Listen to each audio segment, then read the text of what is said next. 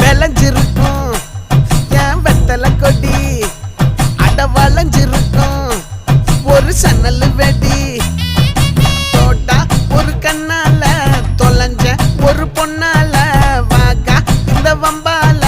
வல விரிச்சிட வந்தாளே பார்த்து வளைச்ச தேக்கு ஓம் பட்ட உடம்பு சோக்கு என்ன குத்தும் குறும்பு மூக்கு கொஞ்சம் ஓய்வை கொடுத்து தாக்கு